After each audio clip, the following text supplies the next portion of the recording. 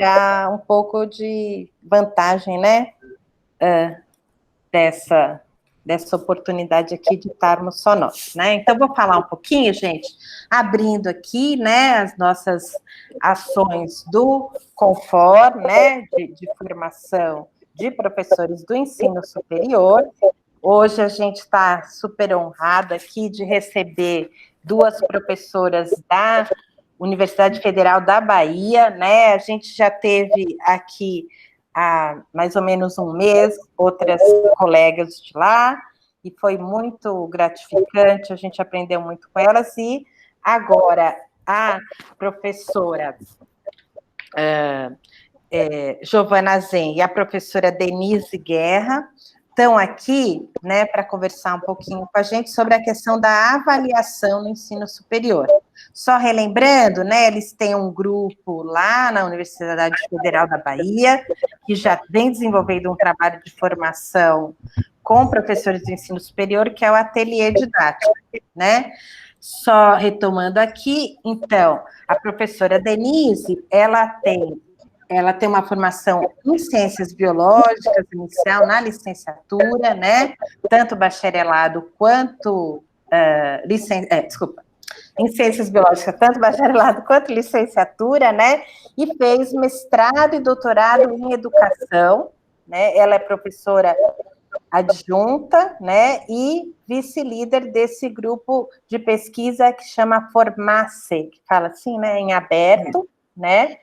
Ela coordena o Observatório Avançado de Currículo e Formação do Formace, é coordenadora do Grupo de Estudos coordenadora do Grupo de Estudos, eu repeti aqui, e é membro da Associação Brasileira de Currículo, né? Ela tem atuado aí na área de educação, com ênfase no currículo, e formação, história de vida, e educação das relações étnico-raciais, diversidade e gênero.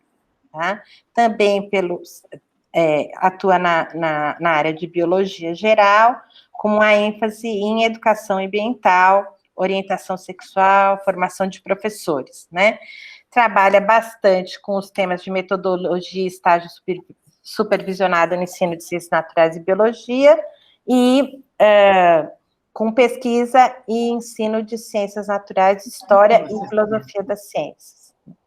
A Giovana Zen, a professora Giovana Zen, ela tem formação em pedagogia e psicopedagogia, também com mestrado e doutorado em educação, e atua no programa de pós-graduação em educação, né, lá da UFBA, e também no mestrado profissional em educação, tá? Ela faz parte do grupo de pesquisa em formação de professores FEP e do grupo de estudos e pesquisas em educação, didática e ludicidade, GEPEL, né? E atualmente tem investigado as peculiaridades da aquisição da escrita na língua portuguesa, trabalhando ali sob a orientação da Emília Ferreiro, do Centro de Pesquisa e Estudos Avançados do Instituto Politécnico Nacional do México, né? Então, é muito importante para a gente ter vocês duas que trabalham juntos, mas têm aí trajetórias bem diferentes e perspectivas, né, bem complementares. Obrigada, vou passar a palavra para vocês até complementarem, que a gente pega as coisas no lápis, né? Às vezes não está conferindo tudo. Então, obrigada, Denise e Giovana. A minha história e a Denise, elas se cruzam de uma forma bem interessante, né? Porque nós ingressamos na UFBA pelo mesmo edital, não foi, Deni? Exatamente. Né? Pelo mesmo edital, e só que ela para uma área e eu para outra, né?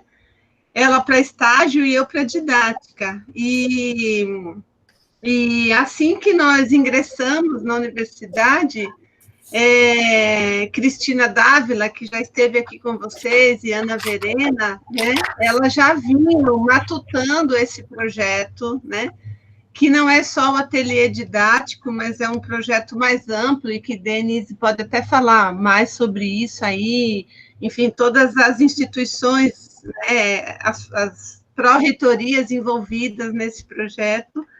E aí elas foram pensando esse projeto de formação de professores dos docentes UFBA, que tem o curso Ateliê Didático como uma das principais ações, e aí elas nos convocaram, né? Foi uma convocação, na verdade, não foi nenhum convite, foi uma convocação para a gente participar do Ateliê Didático.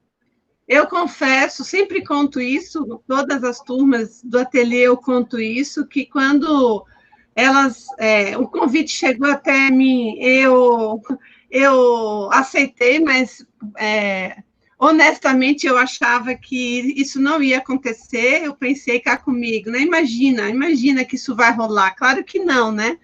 Um curso chamado Ateliê Didático para os professores doutores da Universidade Federal da Bahia. Claro que isso não vai rolar, né?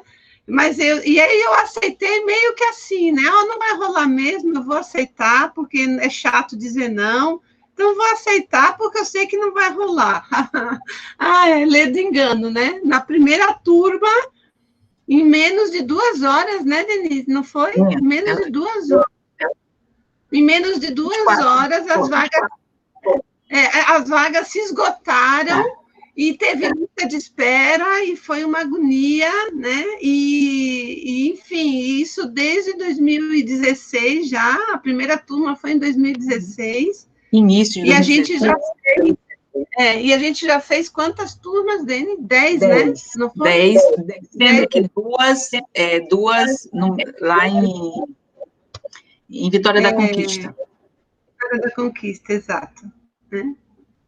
E aí, desde então, né, eu que dei esse apelido, inclusive, fiquei brincando, dizendo que a gente parece uma corna de caranguejo, que aqui na Bahia a gente usa essa expressão, né, quando a gente quer falar que tem um povo que vive sempre grudado, a gente fala que aquele grupo parece uma corda de caranguejo. E desde então que a gente está juntas, né? Agora na pandemia, inclusive, incrível como a gente tem trabalhado, né? Muito, porque fomos muito solicitadas aí a pensar junto, né? Com os outros professores e com as instâncias, né, superiores aí de gestão da universidade, esse tal desse semestre suplementar que a gente está fazendo agora, né? Então, de fato, as atividades têm se ampliado muito, para além, inclusive, né, do próprio ateliê didático, agora com uma assessoria pedagógica que está sendo oferecida aí aos professores, enfim, né, com muitas discussões interessantes acontecendo. Bom, Gil já fez aí um retrato, né, da nossa atividade, do nosso encontro, né, foi um grande encontro, e sempre no encontro nós produzimos, né, o encontro, ele é gerador, né, de experiências, de conhecimento, então, foi tudo isso que ela... Foi tudo isso, está sendo tudo isso que Gil coloca. Agora, tem uma coisa muito importante no ateliê, que é a construção coletiva, colaborativa. Então, nós desenvolvemos, né, um projeto que foi pensado pela professora Cristina Dávila, certo? Ela já desenvolvia esse ateliê didático nas aulas dela, e quando isso se estendeu para um programa, né, que é o FORPED, que é o Programa de Formação de Docentes da UFBA, que está na pós-graduação, na Prograde, né, então, esse trabalho, ele vai se desdobrando a partir de atos colaborativos. O que é isso? Os professores, os docentes, né, com essa surpresa, né, que Gil nos trouxe, realmente, e a nossa surpresa foi o quanto que os docentes, eles queriam, eles necessitavam, eles desejavam essa aprendizagem do pedagógico, aprender a essa relação didático-pedagógica, né? Então, eles acolheram muito bem esse trabalho. Então, um trabalho que começa com o ateliê, com essa formação, né? E, a partir daí, nós já tivemos outros desdobramentos. Então, nós já temos, né, oficinas pedagógicas, com algumas temáticas, por exemplo, com metodologias ativas, com avaliação. Nós temos agora a assessoria pedagógica, que Gil colocou, essa assessoria pedagógica que está sendo muito importante para os professores nesse momento, nesse semestre suplementar, não é? No qual nós tivemos que nos experimentar no processo, e aí nessa educação online que a UFBA assumiu. Então, essa assessoria pedagógica, ela está sendo muito importante, que conta com a participação do grupo do ateliê, do coletivo do ateliê, e mais pedagogas da instituição. Também, além da assessoria pedagógica, vários webinários que foram, não é, foram sendo pensados e executados e efetivados ao longo desse processo. Então, são muitas atividades. Agora, nós estamos planejando o primeiro ateliê online, né? E que vai acontecer agora em outubro, já na próxima semana. Então, assim, é um conjunto de ações didático-pedagógica que tem, certo, afetado de forma muito positiva a vida, né, a vida docente. Isso tem sido muito interessante. A cada dia nós nos surpreendemos positivamente, né, com esse trabalho. Ainda ontem nós tivemos uma live com a participação de docentes que já participaram do ateliê didático, no qual eles vão socializar como tem sido, né, a experiência deles nesse primeiro momento do semestre suplementar. E foi muito interessante. Para a gente, muito bom, porque nos serviu, né, de feedback, de avaliação do nosso próprio trabalho. Então é isso. Mas, assim, algo que marca o ateliê é esse trabalho colaborativo, né? Essa intencionalidade de estar na universidade e de qualificar o trabalho docente. Então, isso tem sido, digamos assim, algo que realmente é singular, né, no trabalho.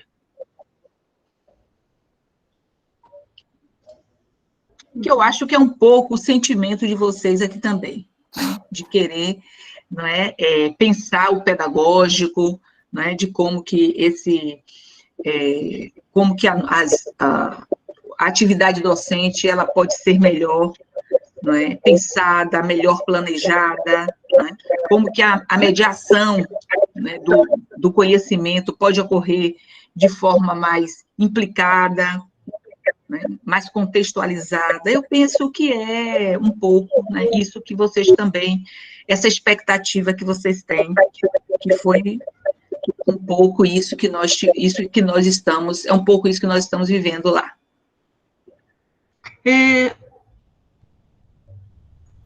Deni, fala um pouquinho, acho que é importante, das pró-reitorias que estão envolvidas no projeto, porque na hora que Danusa começou a falar, ficou parecendo que essa era uma iniciativa da Faculdade de Educação, e a gente tem outras instâncias envolvidas, eu acho que é importante.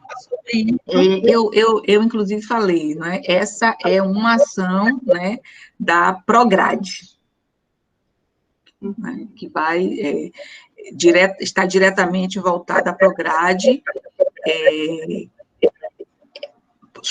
emerge do núcleo de currículo da Prograde, que é a pró-reitoria, né, de graduação da UFBA.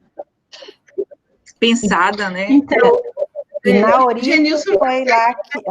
Desculpa, Giovana, fala.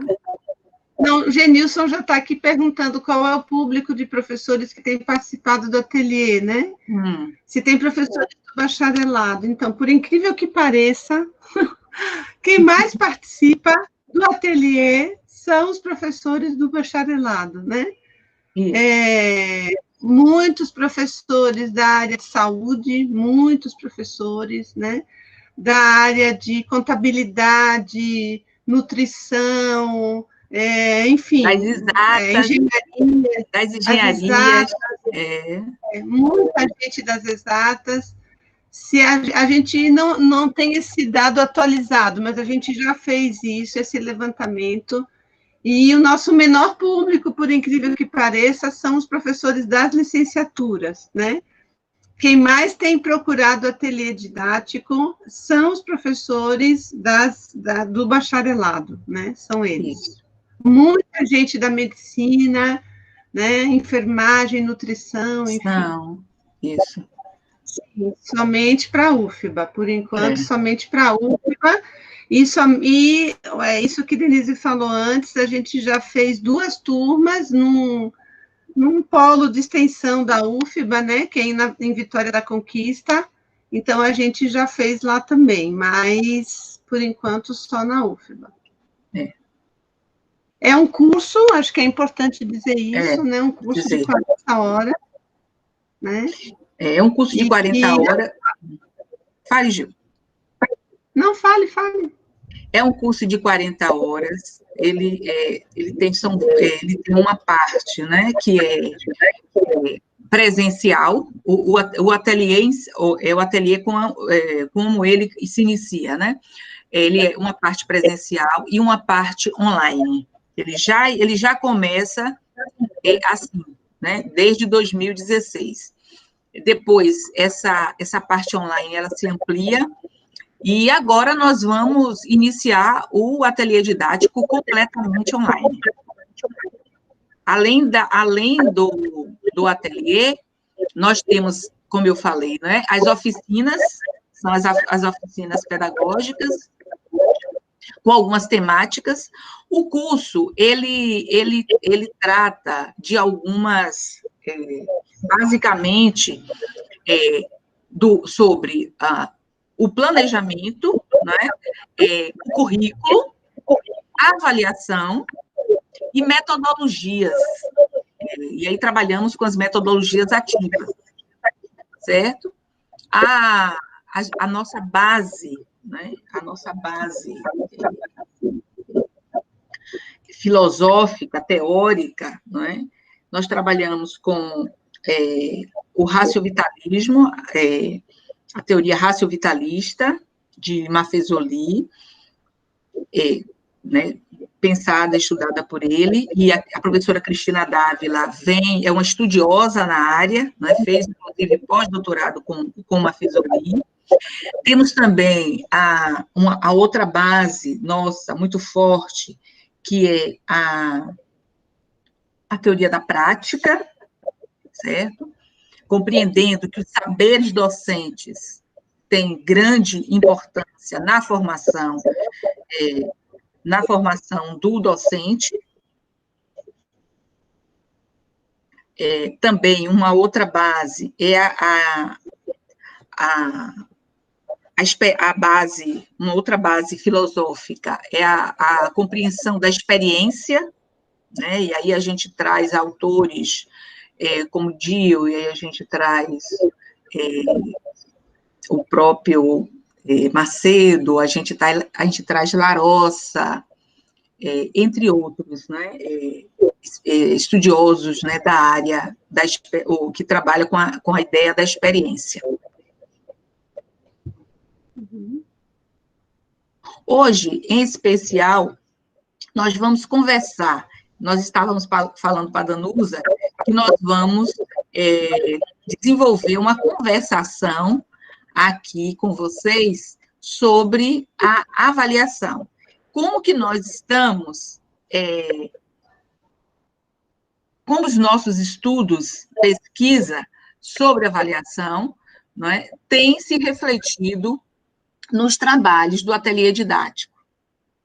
E também pautado não só nos nossos estudos e pesquisa, mas também na nossa experiência, no nosso ato de ensinar, porque muito das nossas atividades, das atividades desenvolvidas no ateliê, elas são fruto da nossa própria prática. Isso é importante dizer, porque muitas vezes lidamos com uma teoria, né, com uma construção teórico-prática, porque a gente não dissocia a teoria da prática, mas na nossa prática docente, muitas vezes não desenvolvemos. E essa é uma questão importante.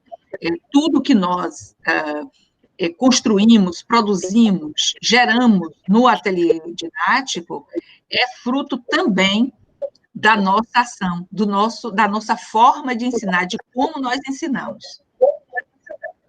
E aí, eu e Giovana, né, a gente, nesses quase 5 anos de parceria no ateliê, nós estamos trabalhando com a questão da avaliação, numa perspectiva de ensino, de pesquisa, certo? E de aprendizagem, porque ao mesmo tempo que nós investigamos, que nós estudamos, nós aprendemos.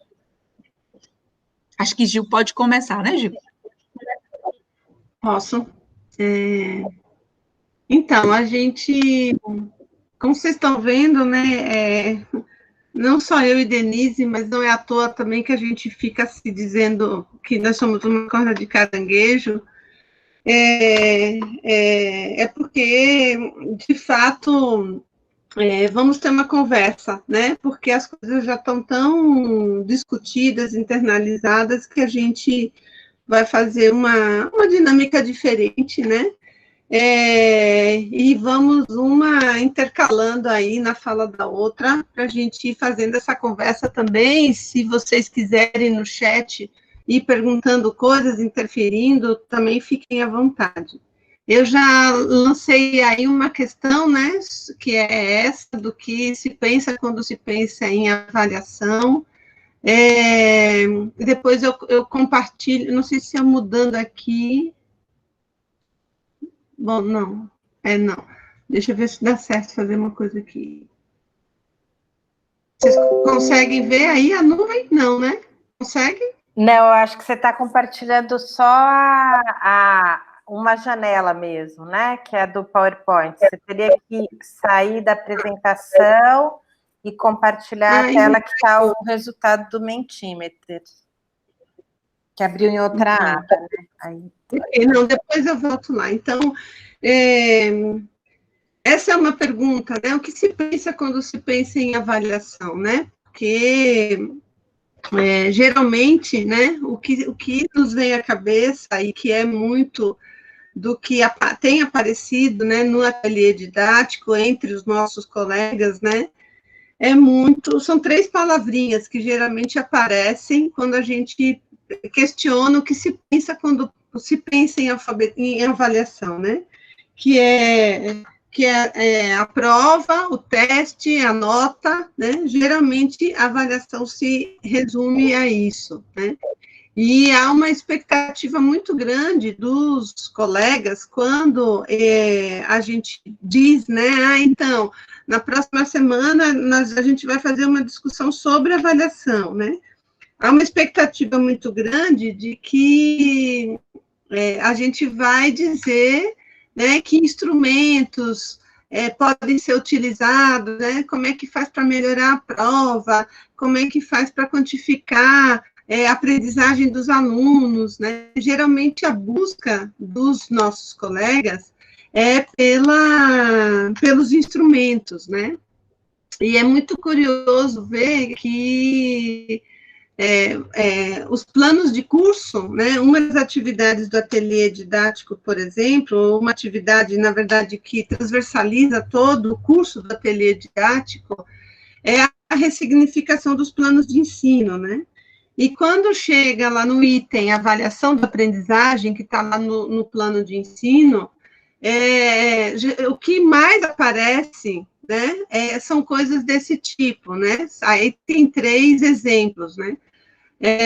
São descrições de como é que a nota vai ser composta, né? Alguns, inclusive, têm fórmulas dificílimas de serem compreendidas, com pesos diferentes para cada atividade, e aí tem uma fórmula para calcular essa nota, né? Então, esse item, avaliação da aprendizagem, ele geralmente aparece, né, desse jeito, né? Uma proposta de composição de notas, uma lista dos instrumentos de avaliação que serão utilizados, né? Então, geralmente tem trabalho valendo X, peso X, nota valendo peso X, né?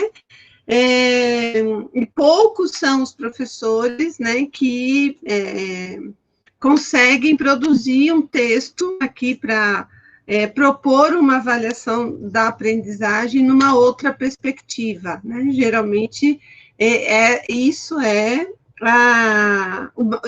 esse modelo é o mais comum, né? E esse anseio pelos instrumentos, né, é um anseio por uma inovação, né? Então, os professores, nossos colegas, eles estão, a gente não tem dúvidas disso, de que eles estão em busca, né, de uma outra forma de avaliar, né? E a gente discute com eles que, e essas duas fotos ajudam a gente a discutir isso, né? Que muitas vezes a gente muda os objetos, a gente muda os instrumentos, né? Mas às vezes as práticas continuam exatamente as mesmas, né? Nessas duas imagens a gente pode ver bem isso, né? A gente tem objetos inovadores, então a gente tem os alunos ali, cada um com seu computador, né? Uma lousa lá, um data show projetando o que tá também na tela dos alunos, mas quando a gente vai comparar a dinâmica, a prática, a gente vai ver que é exatamente a mesma, né? A centralidade no professor, os alunos enfileirados, todos eles olhando a mesma coisa, né? Então, pouquíssima interatividade entre os alunos. Então, a gente começa a questionar os professores sobre isso, né? Começa a questionar que pensar avaliação não é somente pensar instrumentos, né? Mas é pensar a serviço de quê, né? Que a avaliação está, né? E a gente usa várias charges, essa é uma das charges que a gente usa, né? Que circula muito aí em grupos de WhatsApp, enfim, talvez vocês até já conheçam, né? Que é esse professor sentado aí, olhando para os bichos todos, né? E dizendo, para uma seleção justa, todos farão o mesmo exame, escalar aquela árvore, né? Então, a gente começa a provocar, tensionar um pouco, né? O que os professores pensam, né? Essa aula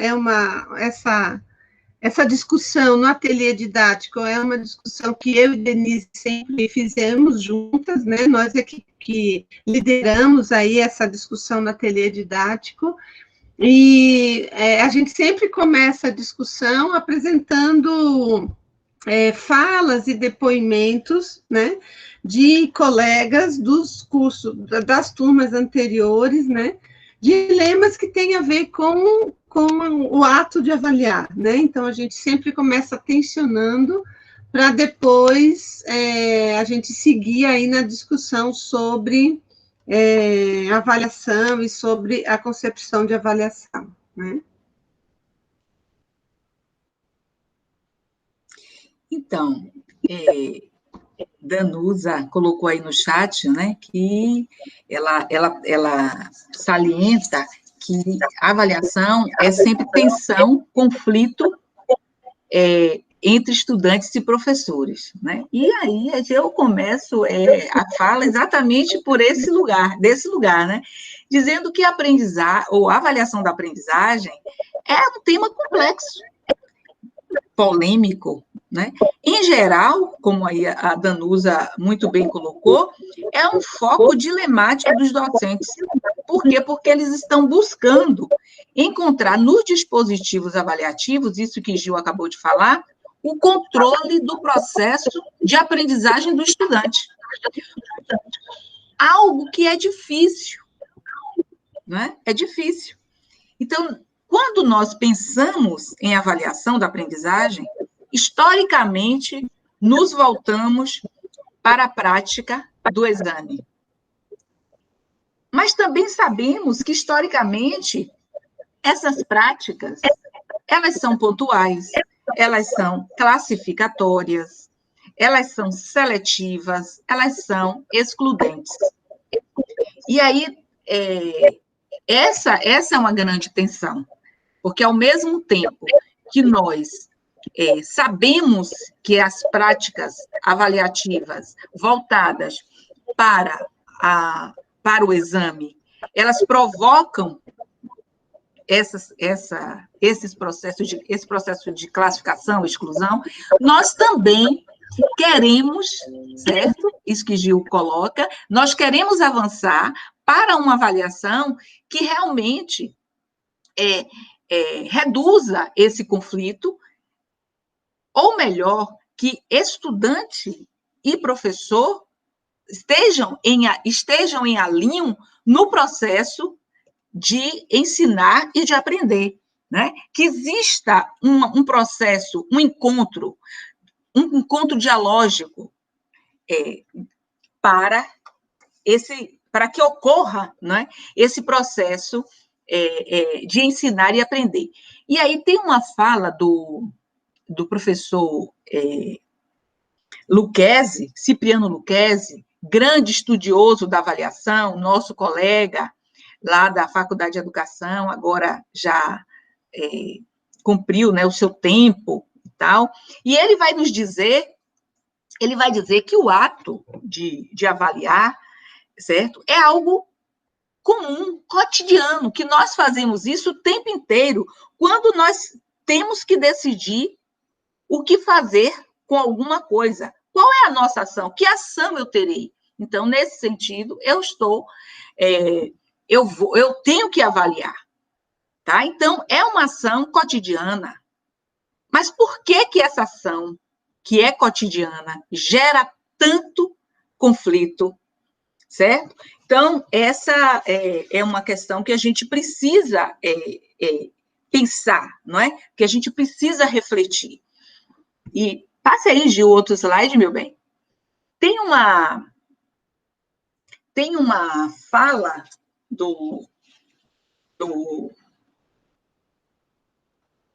tem uma citação que a gente gosta muito, que é do Macedo, que ele vai dizer que a avaliação é um ato político, responsável, ético, sensível, acolhedor. É um ato de investigação investigação da aprendizagem para qualificar a formação. Então, nesse sentido, a avaliação não pode se constituir num conjunto de técnicas, certo? Em aplicação. Não pode ser somente algo que vai ser aplicado para saber se o estudante aprendeu ou não aprendeu aquele conteúdo trabalhado, não é? Explicitado no nosso planejamento a partir de um determinado objetivo, certo? Então, nesse sentido, nós compreendemos que a avaliação, ela envolve diagnóstico, ela envolve feedback, ela envolve acompanhamento, negociação, o tempo inteiro, né? Tomada de decisão e, claro, melhoria do processo. Então, todos esses aspectos que eu coloquei agora são aspectos fundantes para uma avaliação que nós queremos, que todos os professores almejam, né? Que é a avaliação formativa, uma avaliação que promova a formação dos sujeitos, não é? Dentro da universidade, já que nós estamos falando de avaliação da aprendizagem na universidade, mas isso a gente estende para qualquer espaço-tempo de aprendizagem, certo? Então, a avaliação, ela está sempre a serviço, certo? Lucchesi vai dizer, a avaliação é subsidiária da aprendizagem. Então, como tal, nós precisamos associar esta avaliação ao planejamento, à prática e ao contexto desse planejamento. Então, quando estamos pensando em avaliação, eu tenho que pensar nessas três possibilidades, nessas três condições. Não é possibilidade, mas nessas três condições. O contexto que vai ocorrer a aprendizagem, o planejamento da aprendizagem e a prática, que é onde vai ocorrer o ensino, é o momento do ensino e da aprendizagem. E, nesse sentido, aí é que a gente tem algo que muda, que é algo que talvez seja uma mudança de paradigma no que se refere a nós sairmos de uma avaliação da aprendizagem que concebe o exame para uma avaliação da aprendizagem que concebe a formação, que é, na verdade, a avaliação tendo uma corresponsabilidade. A avaliação deixa de ser responsabilidade do professor apenas, para se constituir em uma corresponsabilização. Estudantes e professores se responsabilizam pela aprendizagem. Então, a gente muda o foco, quer dizer, eu sou estudante, eu sou o aprendente, a aprendizagem ocorre em mim, certo? Eu sou o sujeito da aprendizagem, então eu preciso acompanhar essa aprendizagem também ao lado do professor. E aí, aquela ideia que a gente comumente tem de que, bom, quando eu começo uma atividade, quando eu vou começar o meu semestre, eu vou fazer uma avaliação diagnóstica. Pronto, eu faço um teste, eu utilizo algum dispositivo, eu falei um teste, mas pode ser qualquer dispositivo, e vou utilizar esse dispositivo para saber o que é que meu aluno não sabe, compreendendo que esse aluno falta a ele, e eu vou, naquela perspectiva de um modelo transmissional, levar aquilo que ele não sabe. Quer dizer, observe que são concepções clássicas que é necessário imediatamente, né, já que a gente deseja uma outra concepção de avaliação, repensar. Então, nesse sentido, é importante que a gente saia dessa lógica, se desloque dessa lógica para uma outra lógica, de que o sujeito está aprendendo sempre na relação professor-aluno, na relação aluno-aluno, na relação aluno e meio. Então, essas questões são importantes, né? Passe aí, Gil, por favor, meu amor.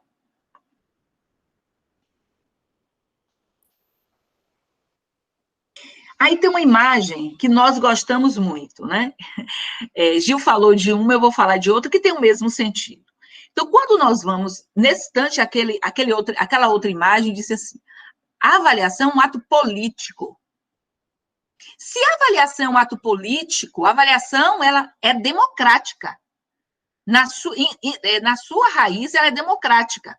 Se consideramos que todos devem aprender, se todos, em potência, podem aprender, e nós, a avaliação ela é subsidiária da aprendizagem, ou seja, a avaliação está a serviço dessa aprendizagem, então, é uma avaliação. A avaliação da aprendizagem, ela é um processo, né, de formação, ela é democrática, certo? É um processo de investigação da aprendizagem e é um processo democrático. E essa imagem, ela nos diz muito, porque quando nós elaboramos a avaliação, quando nós pensamos em avaliação, pensamos sempre em fazer tudo igual para todos. E nós não pensamos que o todos não são iguais.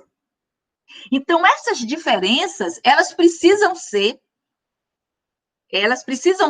primeiro identificadas, compreendidas, certo?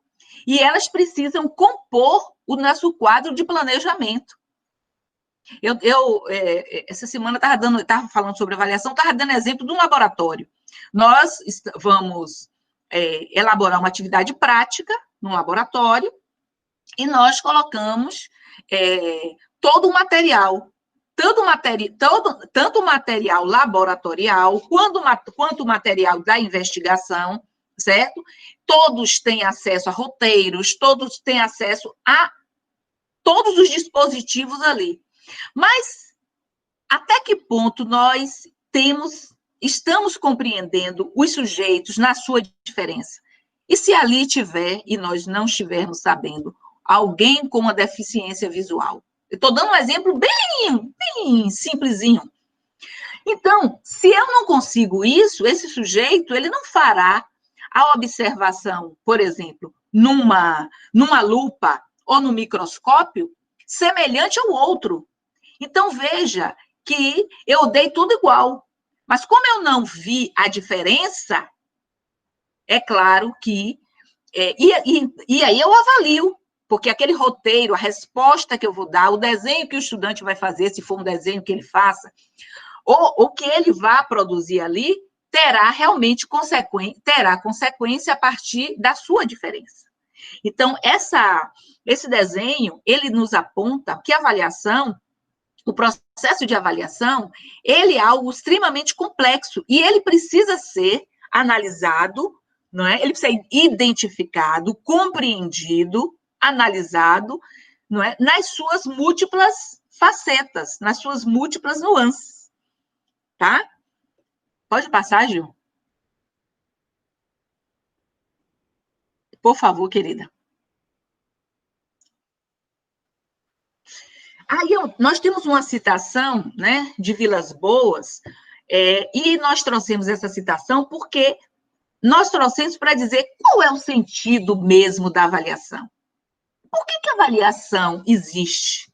E aí, aquela primeira fala, né, de Lucchesi, né, do professor Lucchesi, quando ele diz assim, universalmente, todo ser humano possui três ações, não é, para viver, para compreender o mundo. Então, ele vai precisar, para tomar decisão, né, ele vai precisar conhecer os fatos, ou seja, conhecer a realidade, e desse conhecer a realidade, ele vai partir para ter o conhecimento do senso comum ou conhecimento científico, né?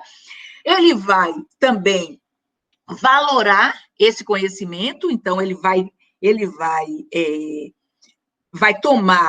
conhecer a qualidade dessa realidade, para, enfim, julgar, para, enfim, avaliar. Ele vai dizer, eu vou agir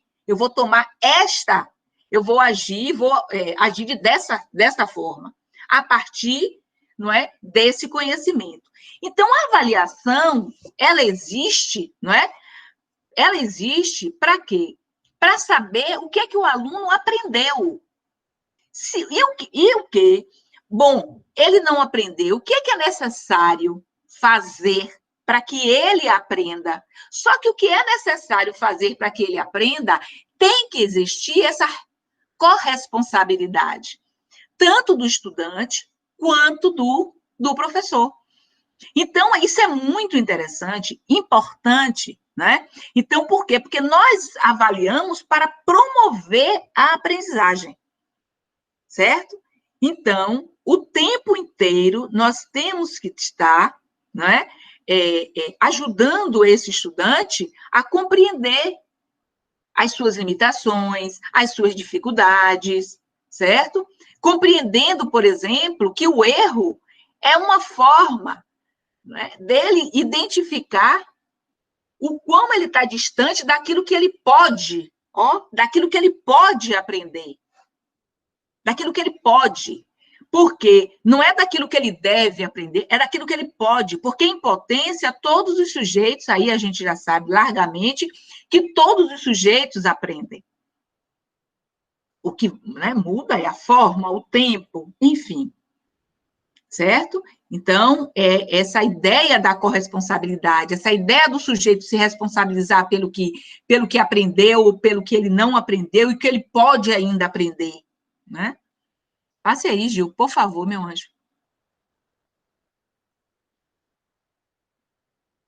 E aí tem também, né, uma fala de uma autora que a Gil gosta muito, né, que é a Sammartino, quando ela vai dizer assim, a avaliação, que é essa avaliação formativa, né, a avaliação mais importante para os resultados da aprendizagem é a realizada ao longo do processo de ensino e de aprendizagem.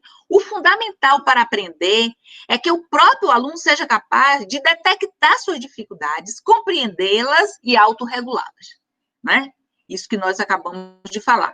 Então, os estudantes que têm êxito na escola não se caracterizam por não cometer erros, mas por sua capacidade de identificá-los e corrigi-los. Então, isso é fundamental. E nesse sentido, se nós trabalhamos, não é, no processo de ensino e aprendizagem nessa perspectiva, nós não teremos os adoecimentos que a gente tem em função da aprendizagem. E digo, isso ocorre em qualquer instituição, que a depender do curso,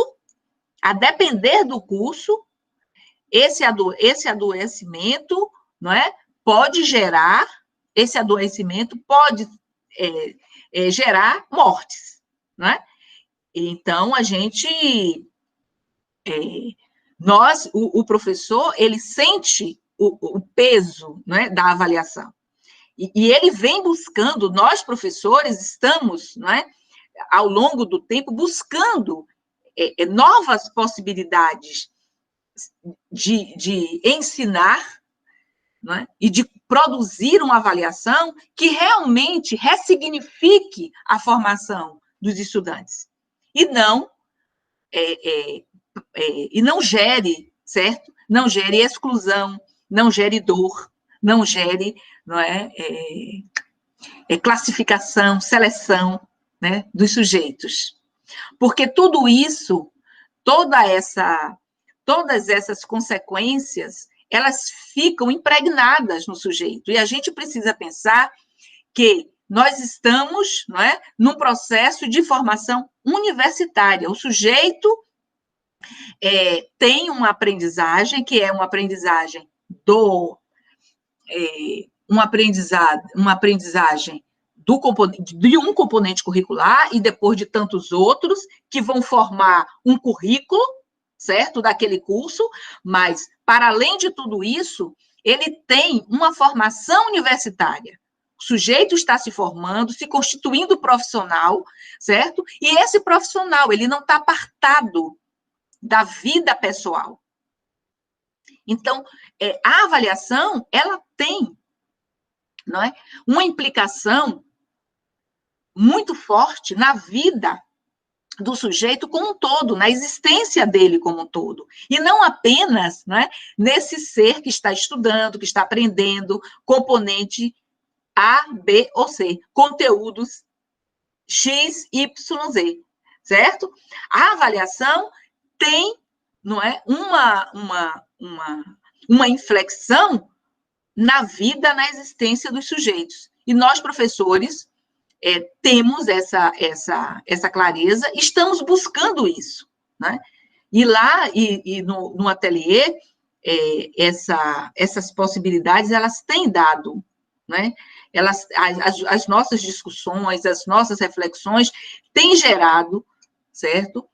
Possibilidades muito interessantes de novas ações docentes, né? Novas ações na docência universitária. Passe aí, Gil, por favor. Então, nesse sentido, essa é uma citação nossa, e aí eu vou fazer uma propaganda, né? Nós acabamos de produzir um curso livre da UFBA, certo? Nesse momento, bastante interessante, vocês podem acessar, que é o curso de avaliação da aprendizagem, é um MOOC, né? Esse livro, esse curso livre, ele foi produzido por mim, pela professora Giovana Zen, pela professora Noemi Santana, pela professora Lanara e pela professora também, né, pedagoga Dayana. Então, nós, essas mulheres, eu me orgulho muito né, essas mulheres aqui à frente, né, vamos dizer assim, fazendo essas... Eu me orgulho muito nesse momento, né, nós nos orgulhamos desse coletivo de mulheres, né, à frente, produzindo, não de forma nenhuma que os homens, mas os homens já estão, né, vêm aí sempre à frente, então esse momento da mulher sair, né, é muito importante. Então, nós estamos falando da dimensão política da avaliação, certo? Então, a avaliação da aprendizagem, ela nunca é neutra.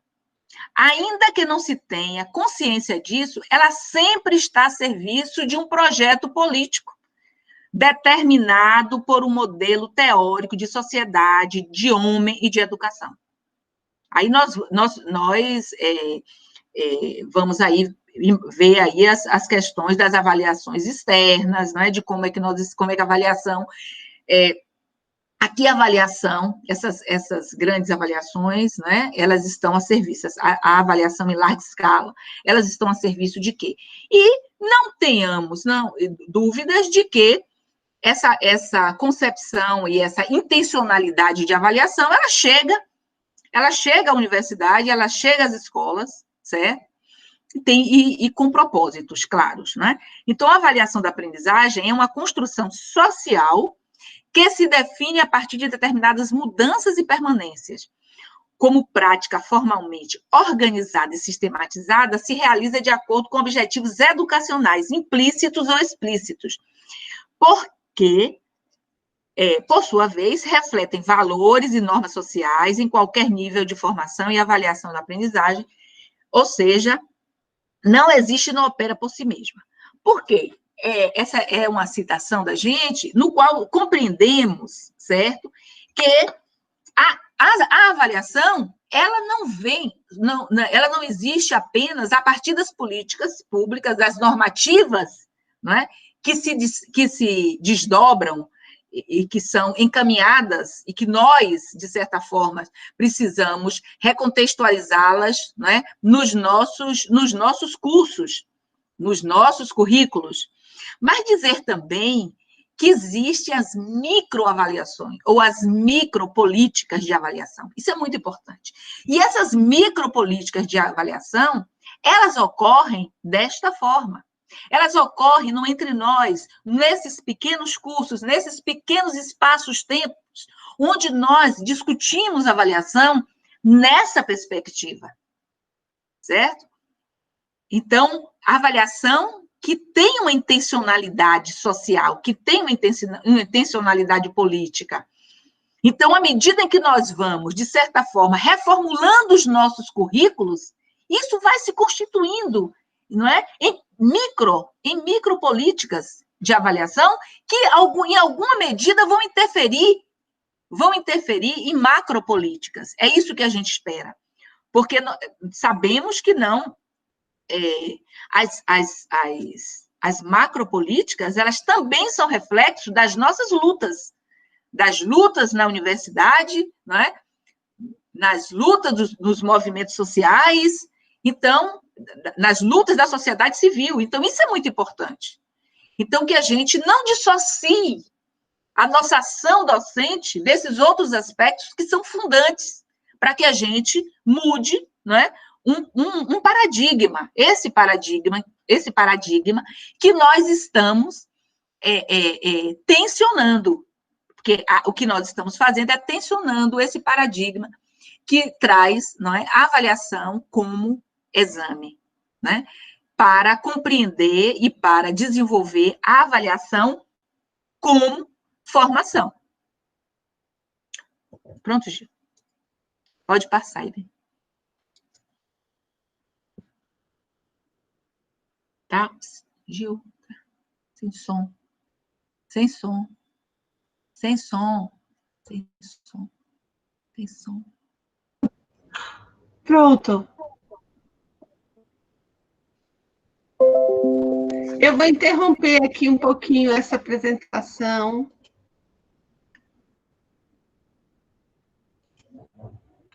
e vou mostrar para vocês uma outra coisa.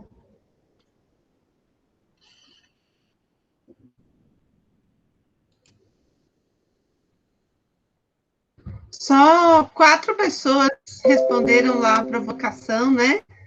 Do que é que se pensa quando se pensa em avaliação, mas as respostas já são bastante provocativas, né? Apareceu aqui, né? A nota, apareceu saber o que foi aprendido, apareceu quantificar o aprendizado e apareceu feedback ao aluno, né?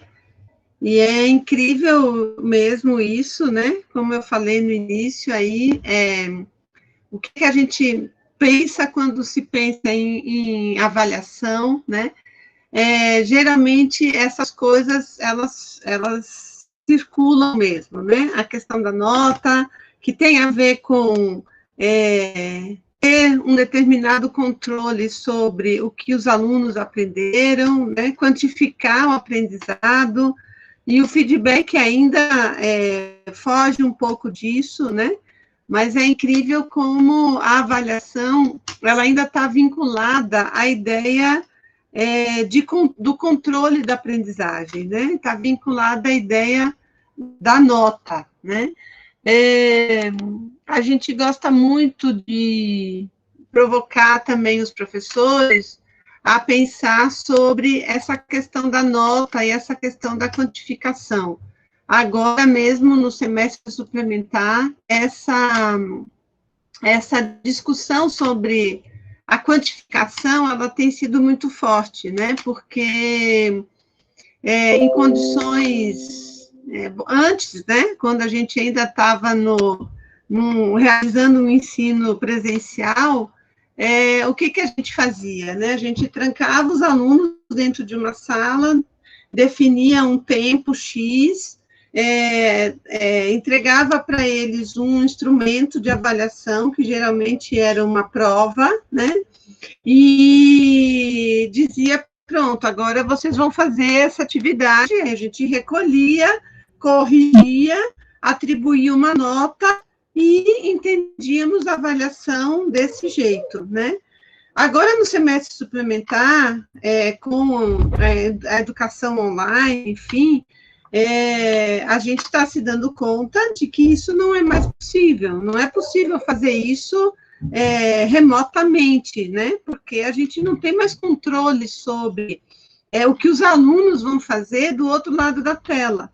Aqui mesmo, né? Talvez, e isso é perfeitamente compreensível, a gente está ouvindo o que está rolando aqui nessa discussão, mas de vez em quando a gente vai lá, olha no WhatsApp para ver se chegou alguma mensagem, a gente dá um pulinho aí no link que eu acabei de colocar,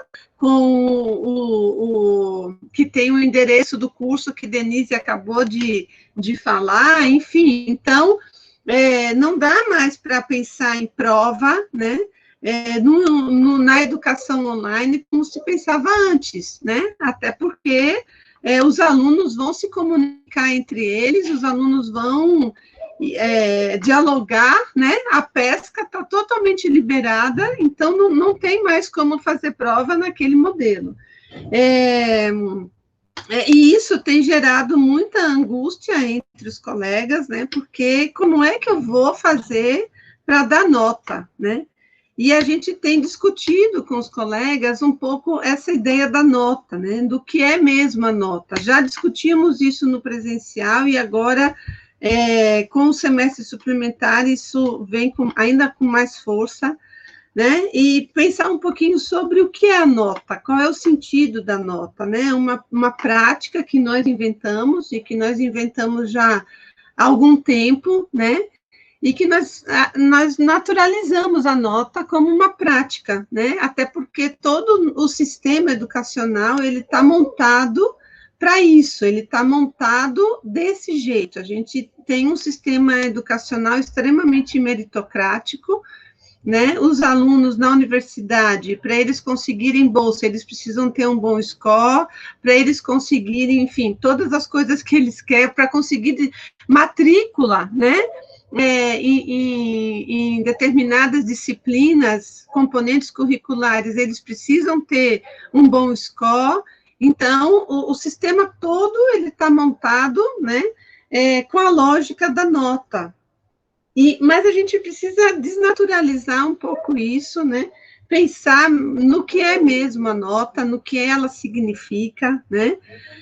Todos nós sabemos que a escola, do jeito como nós conhecemos hoje em dia, né, ela é uma invenção da modernidade, né, que se consolidou na Revolução Industrial. Então, portanto, a gente tem aí um modelo consolidado há mais de 200 anos, né?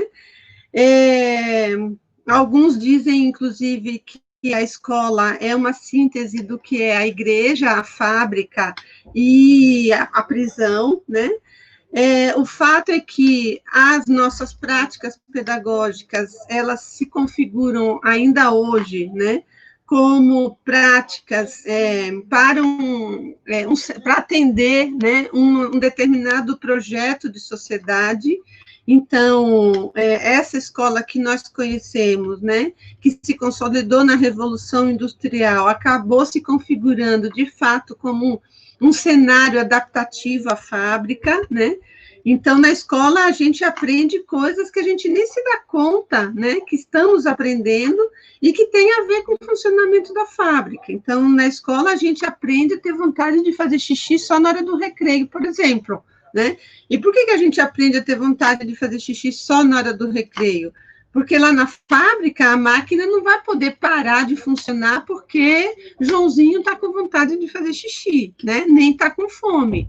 Então, a gente vai controlando, domesticando os nossos corpos, né, para nos adaptarmos a um projeto de sociedade, né, que a Revolução Industrial estava propondo, né. E a nota é também um desses instrumentos, né. Só um pouquinho, está atrás. A nota também é um desses instrumentos, né, que constitui esse cenário adaptativo à fábrica, né? O que é que a nota nos ensina, né? A nota nos ensina a nos submetermos a uma atividade na qual nós não encontramos uma satisfação nela própria, né? Então, o que é que faz com que o operário da fábrica se submeta, enfim, 8, 9, 10, 11, 12 horas por dia, durante quase todos os dias da semana, durante quase todos os meses do ano, durante uma vida inteira, a uma atividade que não traz satisfação interna, né, que não o realiza como sujeito, né, o que faz com que um operário da fábrica passe esse tempo todo colocando o mesmo parafuso no mesmo lugar o tempo inteiro, né? É a satisfação que ele tem com essa atividade, né? Ou é o salário que ele recebe no final do mês, né? Então, a satisfação do operário da fábrica não está na atividade em si, né? Ela está no salário que ele recebe. Então, a nota nos ensina isso, né? A nota nos ensina a nos submetermos a uma atividade que muitas vezes não nos interessa, que que a gente não atribui sentido, mas que a gente precisa fazer porque a gente precisa ter nota para passar no final do ano, para passar no componente curricular, para conseguir a bolsa, para conseguir se formar, enfim.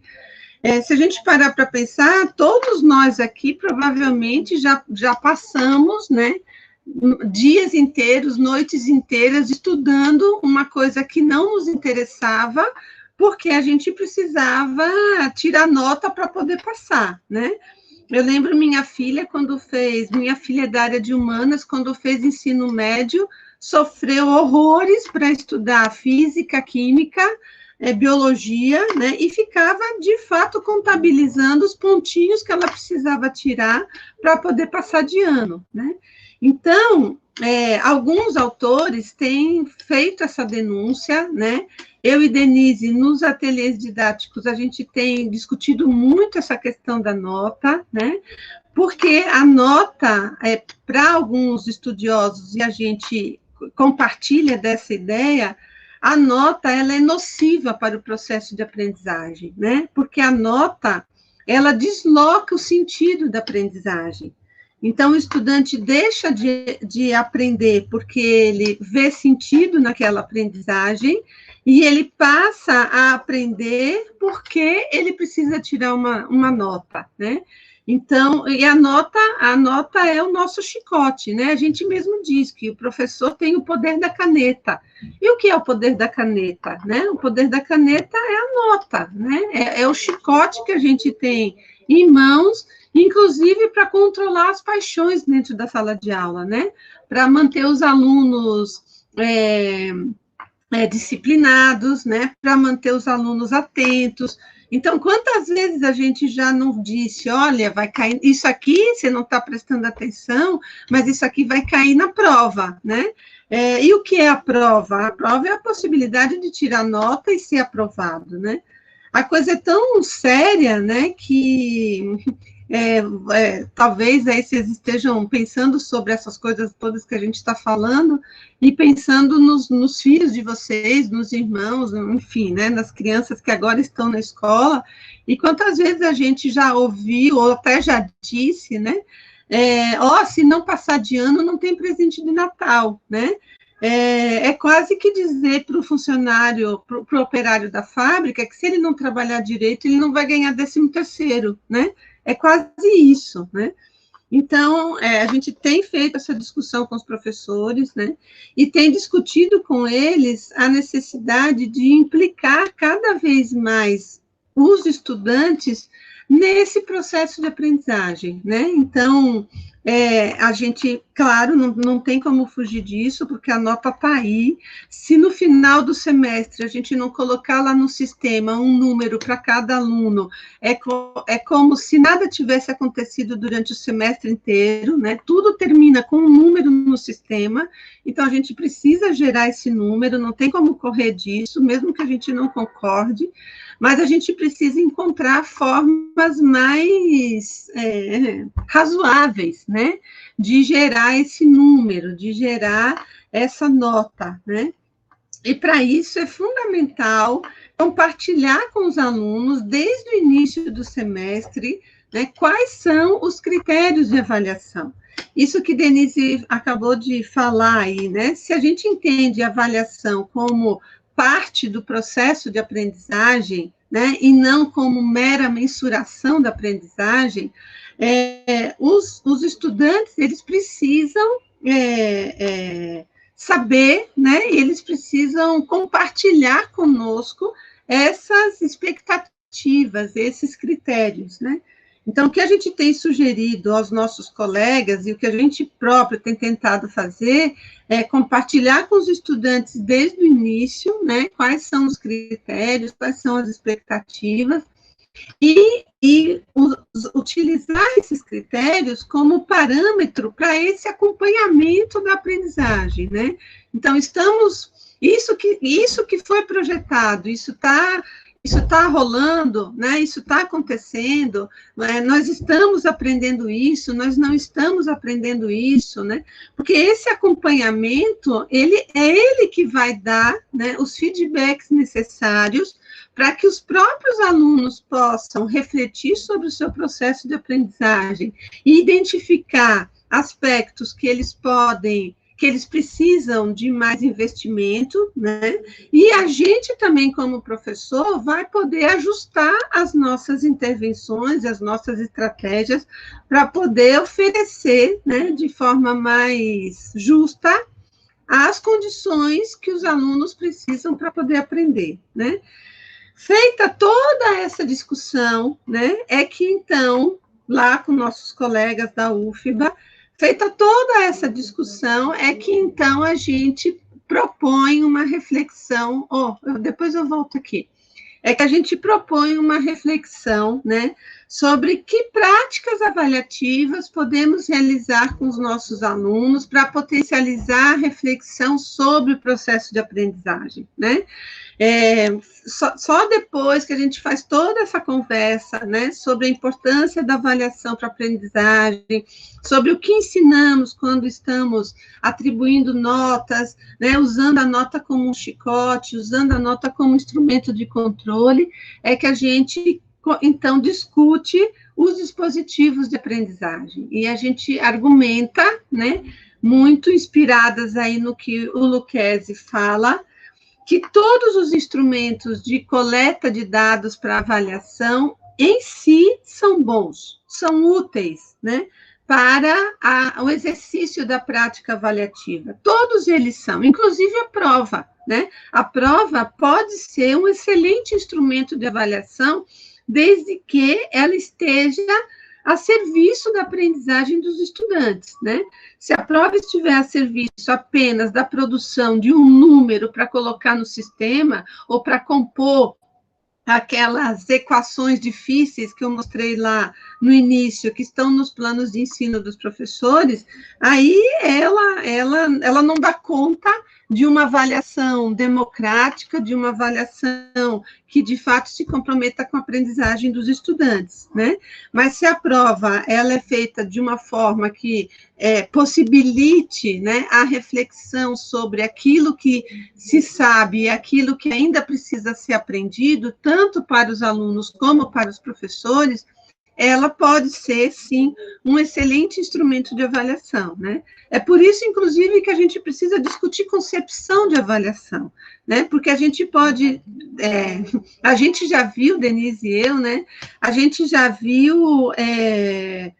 professores transformarem instrumentos extremamente potentes e interessantes, como é um portfólio, por exemplo, né, em um chicote, né, em um instrumento de controle de mera mensuração da aprendizagem. Então, não adianta a gente pensar nos diversos instrumentos que existem se a concepção com a qual a gente vai operar esse instrumento não for uma concepção que esteja a serviço da aprendizagem, né? Que esteja a serviço da formação dos estudantes. Se a concepção com a qual a gente vai operar esses instrumentos e esses dispositivos for uma concepção pautada na mensuração, a gente vai ter o poder de transformar o melhor dos dispositivos num instrumento de mera mensuração e de controle, né? E aí, fechando, né, isso que o Lucchesi fala, é isso que eu acabei de dizer, né, que o que devemos observar é se os instrumentos são adequados aos nossos objetivos e se, de fato, eles apresentam as qualidades metodológicas necessárias de um instrumento satisfatório para a prática da avaliação da aprendizagem, né? E aí, uma infinidade de dispositivos de aprendizagem e de avaliação, né? Que, enfim, vários, a gente listou aí alguns, mas há muitos outros, né? De produção de podcast, estudo de caso, diário, portfólio, memorial, simulação, produção de vídeos, entrevista, documentários, mapa conceitual, jogos, prova, né, infográfico, estudo dirigido, enfim, uma infinidade de dispositivos de aprendizagem e de avaliação. É importante dizer isso, né? Que todo dispositivo, nessa perspectiva e nessa concepção que a gente tem defendido, todo dispositivo de avaliação é também um dispositivo de aprendizagem, né? Porque essas coisas não se separam. A gente fez esse crime, né? De separar a avaliação da aprendizagem, de separar a avaliação do ensino. Para aprender, nós precisamos o tempo inteiro refletir sobre o que a gente sabe e o que a gente não sabe, né? E isso é avaliação, então não se descola uma da outra. Falei demais, né? Falei um bocado. Vou passar a bola aqui para minha amiga Denise. Não, foi ótimo, gente. Ela...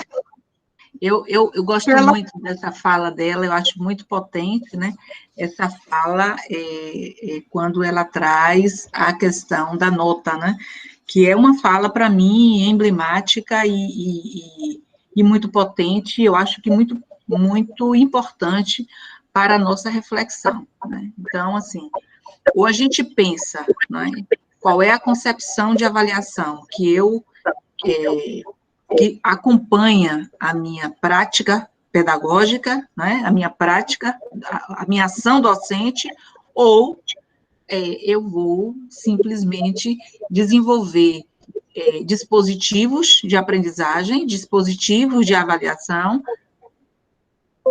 sem que o estudante realmente possa acompanhar e possa realmente construir conhecimento de uma forma mais significativa. Né? Não significa que esses dispositivos, que a prova e qualquer outro dispositivo não sejam bons. Eles são bons. A questão é, a serviço de que esses dispositivos estão? Né? Quais são as minhas expectativas para o ensino e para a aprendizagem? Então, essas coisas precisam estar claras, né? Para que é necessário que a gente compreenda bem, para poder tomar decisão. Bom, Ju já colocou aí bastante dispositivos, eu vou falar apenas de 2, muito rapidamente, para possibilitar, né, algum questionamento.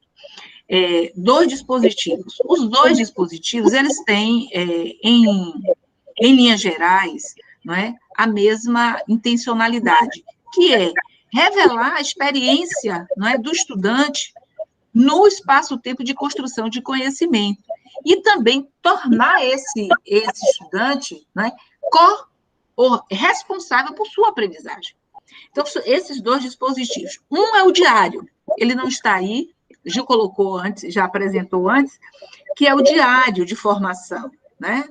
Esse diário de formação, ele é muito interessante porque o estudante, ele vai narrando as suas experiências formativas, certo? E à medida que ele vai narrando, ele vai também investigando aquilo que ele está fazendo, ele vai analisando, ele vai investigando e analisando ao mesmo tempo. Com isso, ele pode tomar decisões, porque essa é importante, é a importância da avaliação, de compreender, não é, esse processo. Então, o processo de aprendizagem, eu, estudante, estou acompanhando o meu processo de aprendizagem. Olha como muda, certo? Esse acompanhamento que antes imaginava ser realizado pelo professor, eu agora tenho a possibilidade de acompanhar, não é? Eu tenho a possibilidade de acompanhar o meu processo formativo. E o diário é uma coisa é um dispositivo interessante, por quê? Porque o estudante, ele pode ir elaborando essas narrativas, construindo essas narrativas, e ele não precisa divulgar. Ele não precisa divulgar, se ele não quiser. Então, as pessoas me perguntam, Denise, qual é a diferença básica entre um diário? Existem várias, mas, assim, uma rápida, de forma objetiva, é essa. O diário, ele entra muito na questão do pessoal. Então, o sujeito participa de um espaço de aprendizagem, de um cenário de aprendizagem, e naquele cenário ele pode narrar o que aconteceu ali. Então, ele pode dizer ali que ele aprendeu sobre célula, sobre tecido, mas ele também pode dizer, poxa, a ação da professora naquele momento não foi boa, por isso, por isso, por isso, por isso. Eu posso também narrar. Quando a professora estava falando sobre isso, eu lembrei que no semestre passado, no componente, na disciplina tal, eu aprendi isso, deu relato. Né? Eu vou pegar uma experiência, eu vi o colega tal falou isso, e eu anoto. Então, no diário, você não apresenta apenas o conteúdo que você aprendeu, o conteúdo técnico que você aprendeu, mas você relata toda a experiência de formação naquele momento, naquele acontecimento, entende? Então, a partir dali, ele vai analisando, vai fazendo reflexões sobre por que aconteceu aquilo, por que ele pensou daquela forma, não é? Ele vai fazendo links, ele vai fazendo linkagem com outros conhecimentos, com outros componentes, e ele vai fazendo isso, não é?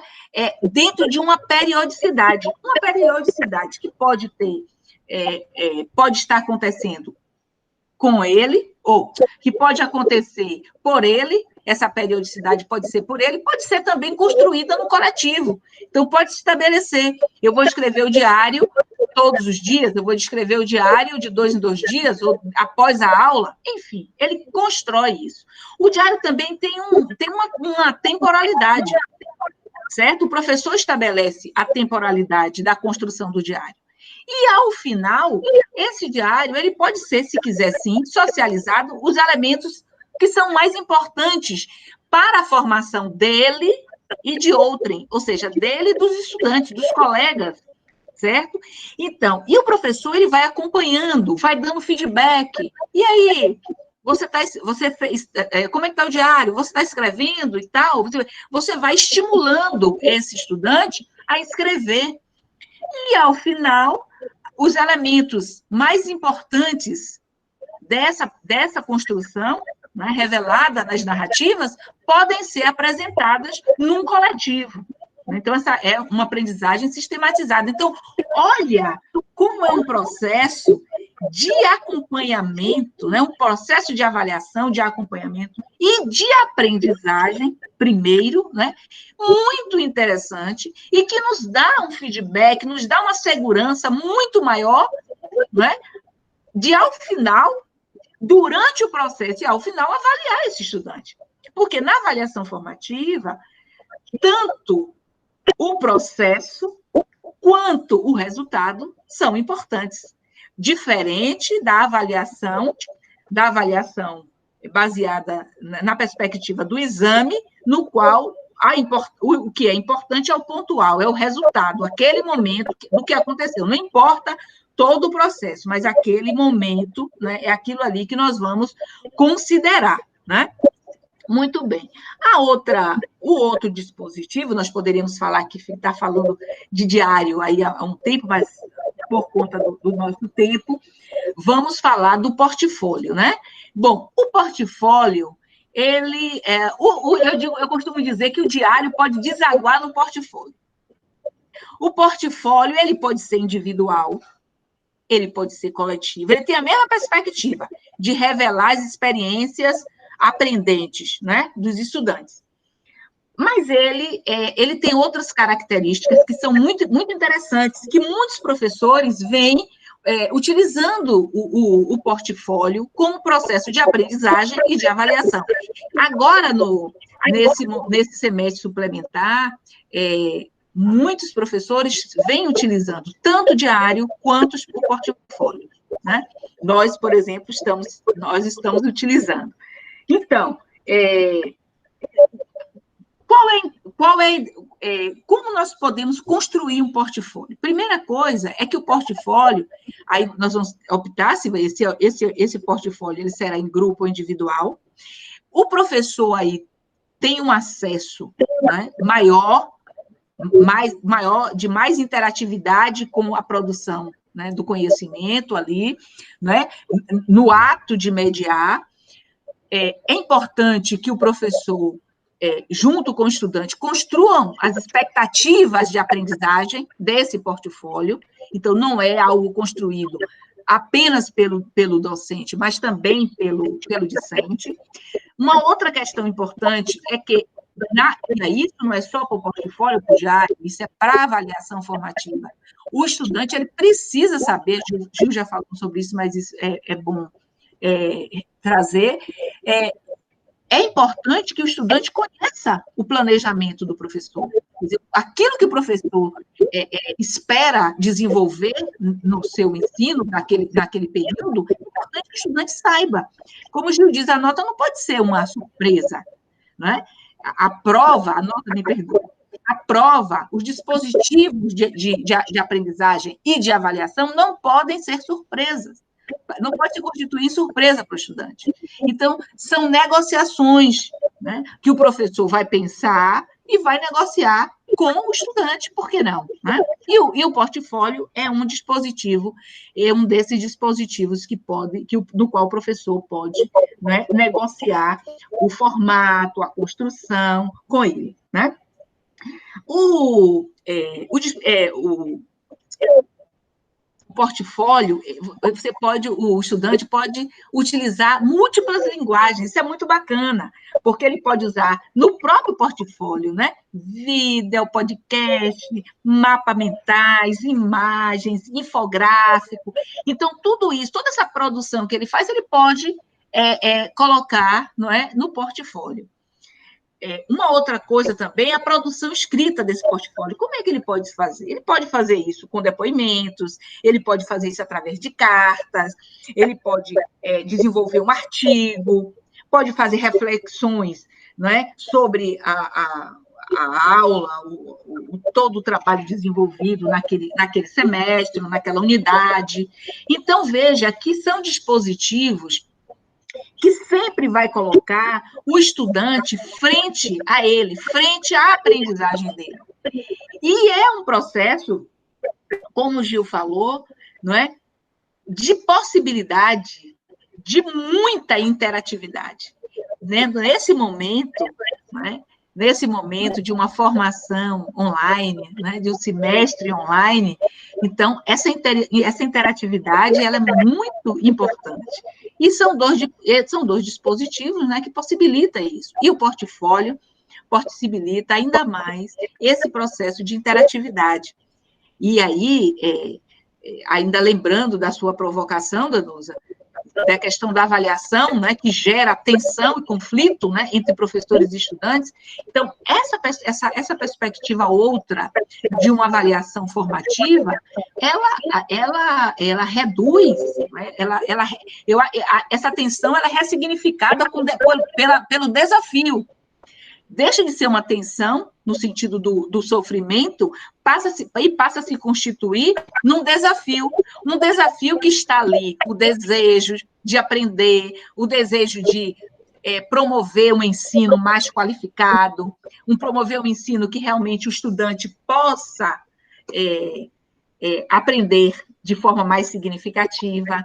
Então, nós estamos, né, nos nossos estudos e nas nossas interações no ateliê didático, nós estamos percebendo que essa possibilidade de uma avaliação formativa, certo? Ela tem se constituído em algo bastante interessante e bastante revelador, não é? de uma nova forma de ensinar na universidade, tá? Eu acho que a gente fica por aqui e abre um pouco, né, se tiver algum questionamento, para além dos que já foram feitos.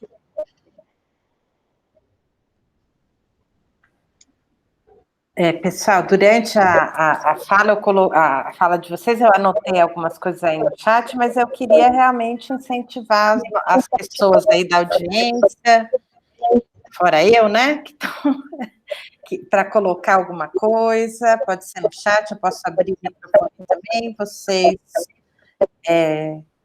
podem se inscrever aí no chat, quem tiver alguma pergunta e tal. Não sei se a Giovana também quer falar algumas palavras aí para fechar, enquanto a gente aguarda outras perguntas.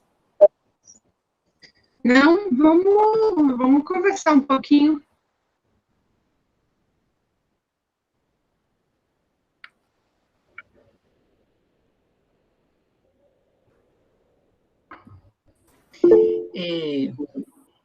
A Genilson abriu o microfone. Boa noite, depois eu não vou abrir a câmera, eu acabei de tomar banho aqui, estou bem à vontade, e eu moro na cidade e é muito quente, Mossoró, no Rio Grande do Norte. Então, Conheço, Genilson. Pronto, então, boa noite a todos, eu quero fazer algumas perguntas e também, em outro momento, depois alguns questionamentos. Para a professora Denise, né? Quando você comentou lá sobre a avaliação diagnóstica, eu entendi que você disse que na avaliação diagnóstica a gente vai fazer, a gente faz o diagnóstico do quanto o aluno traz de bagagem em relação ao conteúdo que eu vou expor. Eu entendo assim. Para contextualizar, eu sou professor de fisiologia veterinária, ou seja, eu sou médico veterinário. Então, eu ensino uma disciplina chamada fisiologia, que trata de como funciona os organismos de um modo geral. Então, dentre os conteúdos, por exemplo, o sistema digestório. Então, a minha intenção, na verdade, é fazer um questionário, uma avaliação diagnóstica do conhecimento dos alunos em relação ao sistema digestório, para eu ter noção do quão eles têm de bagagem em relação ao conteúdo. Tudo bem, eu faço e eu vou notar que alguns têm deficiência. E na sua fala, se eu não estou enganado, você disse que a intenção da avaliação diagnóstica é eu igualar esse aluno, né? Eu sanar essa deficiência. E aí eu pergunto, nós temos um conteúdo a cumprir, né? Ou seja, a dar uma satisfação a uma ementa e um plano de aula a cumprir. Quando a gente pensar nesse aspecto de eu suprir essa necessidade que o aluno já não deveria ter, na minha disciplina, eu não estou atrapalhando ou comprometendo o meu conteúdo? Não sei se eu fui claro. Foi, professor Genilson, foi uma excelente pergunta, não é? E eu compreendo perfeitamente a sua pergunta, porque, embora esteja na área da educação, eu venho das ciências biológicas, não é? Então, a gente compreende perfeitamente, né, esses conteúdos mais técnicos.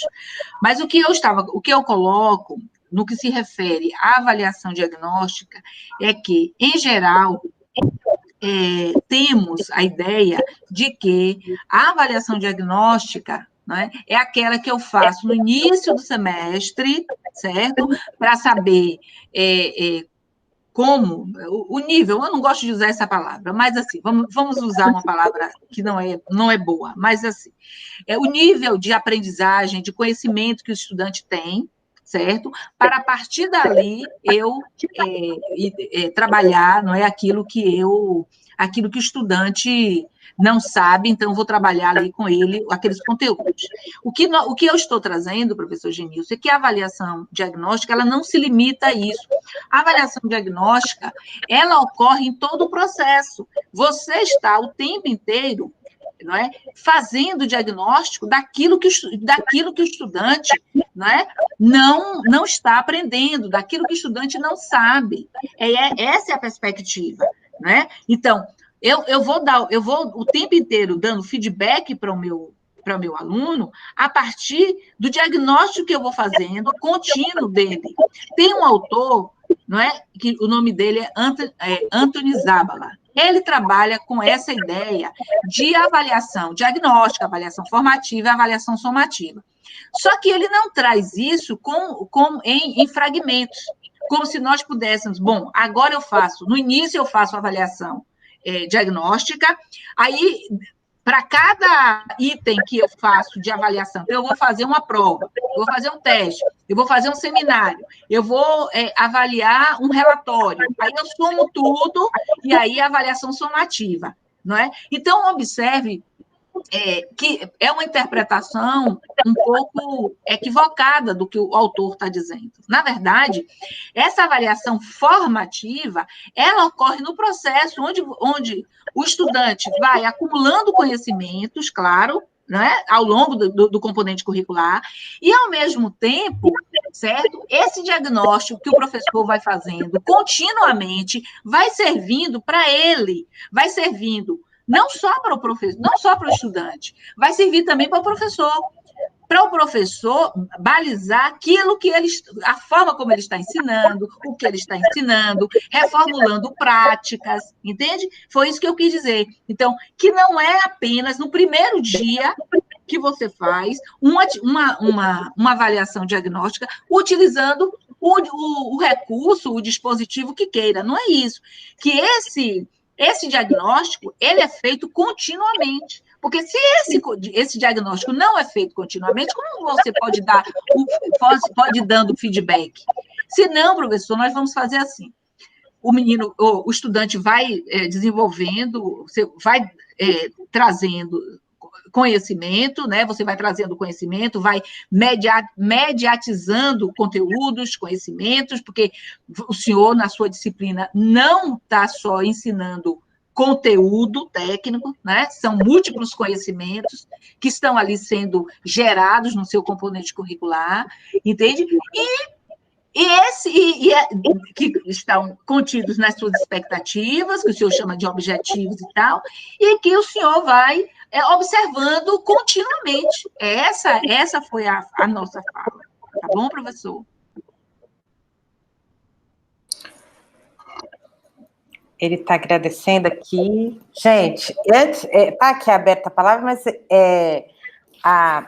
teve uma questão que vocês levantaram aí, que eu queria que vocês explorassem um pouquinho mais, emendando aqui com a resposta para o professor Genilson. A Denise, em um certo momento, falou desse diferencial que tem a avaliação no ensino superior, porque, de certa forma, ela vai, vamos dizer assim, vai ser um momento de constituição de um profissional, né? Então, eu queria que vocês duas, né, se vocês pudessem elaborar um pouquinho quais são as implicações disso, né? Porque logo no começo a gente estava até conversando desse diálogo até com a educação básica, né? Então, quer dizer, estou no ensino superior constituindo um profissional. Eu entendi que tem uma implicação, quer dizer, que você discutiu, Denise, que eu não estou me restringindo a essa aprendizagem, vamos dizer assim, que envolve vários aspectos do sujeito, né? Não é só a questão ali técnica, mas se vocês pudessem falar um pouquinho mais das implicações disso, né? Eu agradeceria muito, enquanto a gente aguarda mais comentários aqui. Eu vou começar e depois Dene complementa. Então, eu acho que é uma questão recorrente essa, né, de que entre os nossos colegas, e principalmente os colegas da área de exatas, né, quando falam que os alunos chegam sem saber várias coisas que deveriam saber para realizar o componente curricular. Essa é uma queixa recorrente em todo o sistema educacional, não é só na universidade, né?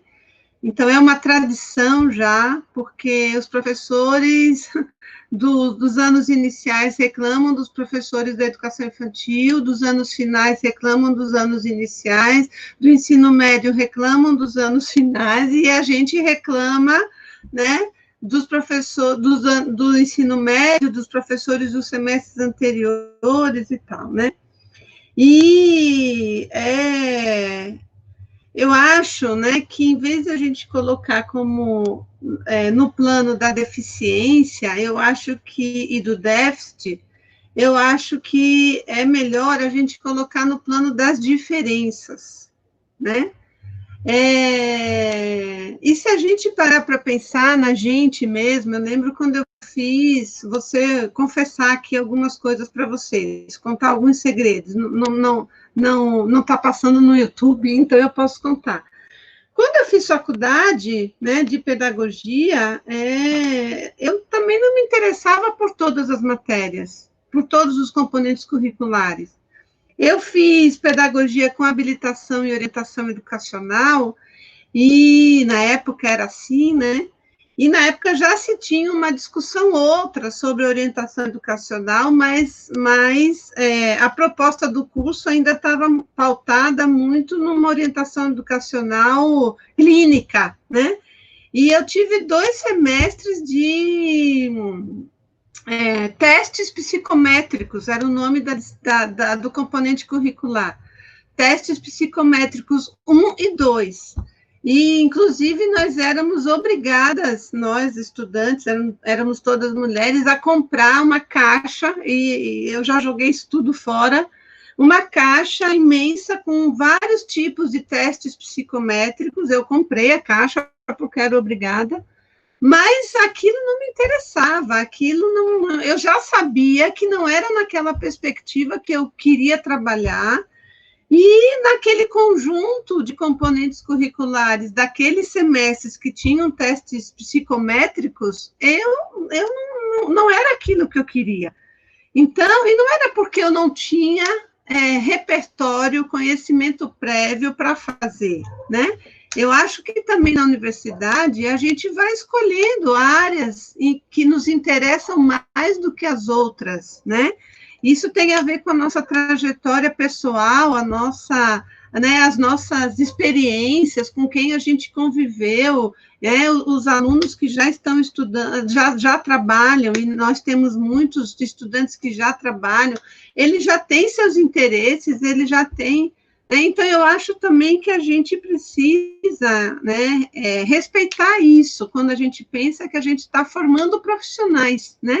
E suportar a ideia de que talvez eles não se interessem pelo nosso componente curricular, né? Talvez não seja isso que eles queiram na vida, e talvez um dia passem a querer isso, e aí voltem, e aí vão estudar isso, enfim, né?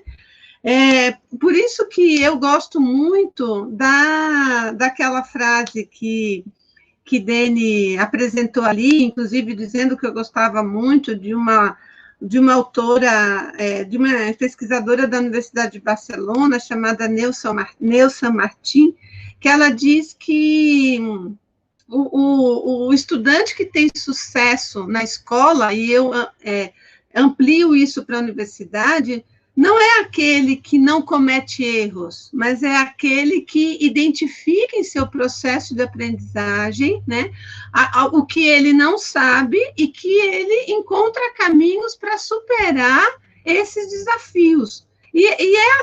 Um bom profissional é esse também, um bom profissional em qualquer área, né, é esse sujeito que não sabe tudo, porque nunca nenhum de nós vai saber tudo, né? Mas é aquele profissional que consegue reconhecer o que sabe e o que não sabe, né? E consegue encontrar caminhos para dirimir o que ele não sabe, chamando outros colegas para ajudar, ou buscando alternativas para superar aquilo, né? Então, eu acho que a avaliação, né, é um aspecto imprescindível na formação de bons profissionais, né? Se a gente quer formar profissionais competentes, formar profissionais autônomos, né, que saibam realizar a sua profissão com responsabilidade, com compromisso, a avaliação é um aspecto fundamental na formação desses profissionais, fundamental, né? E a gente não tem que entender a avaliação como, não tem que entrar nesse desespero de que, não, para ele ser um bom engenheiro, ele vai ter que saber tudo do meu componente curricular. Não é verdade. Não é verdade, né? Não é verdade. Depende em que área ele vai atuar, depende o que ele vai querer fazer com a engenharia, depende de uma série de fatores. Isso significa que a gente, então, vai relaxar e vai dizer, então, seja o que Deus quiser. Não é isso, né? Porque assim como tem aqueles que não se interessam, tem aqueles que se interessam. Então, o nosso compromisso como professores, né, formadores de profissionais, né, é oferecer o melhor que a gente pode, sem dúvida, né? Mas eu acho também que a gente precisa suportar essa ideia, né, de que nem todos vão querer fazer aquilo que a gente está ensinando, né? E é assim, eu acho que é assim. Gil aí já trouxe, né, praticamente, ela trouxe tudo que eu ia falar, mas eu só para acrescentar, eu queria falar dessa itinerância, né? Dessa itinerância dos sujeitos na universidade, que foi esse toque, né, que você trouxe, Danusa. Quer dizer, quando a universidade é um espaço, né? Ele não é... Eu gosto muito da fala de Macedo, de Roberto Macedo, que é um colega nosso da Faculdade de Educação e é um autor, né, que fala, discute e pesquisa e escreve muito sobre currículo e formação, né, e ele vai falar, fugiu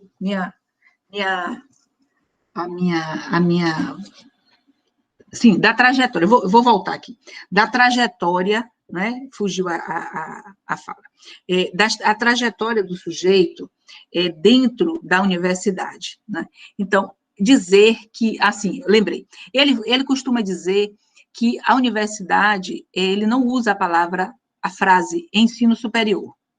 Por quê? Ele não usa. Porque ele diz, e aí eu e Gil, né, que temos uma origem na escola básica, a gente coaduna com esse pensamento, de que não existe superioridade na universidade, né, mas existe aquilo que Gil traz, a diferença. Então, a universidade, ela trata com a questão da profissionalização do sujeito, né? É um espaço, tempo de formar esse sujeito, está se formando para se constituir um profissional, né? Aí, quando a gente fala de múltiplas experiências, de múltiplos conhecimentos, nós estamos aqui dizendo que o nosso componente curricular, ele não está solto, ele não está solto, ele está articulado com outros conhecimentos, e são outros conhecimentos que vão gerar, que vão produzir o daquele curso, que vai dar exatamente a condição de profissionalização desse sujeito, certo? Então, para além de tudo isso que Gil traz, né, que Gil trouxe, essa ideia de que, quando eu estou ensinando com um determinado conteúdo técnico, não é só aquilo.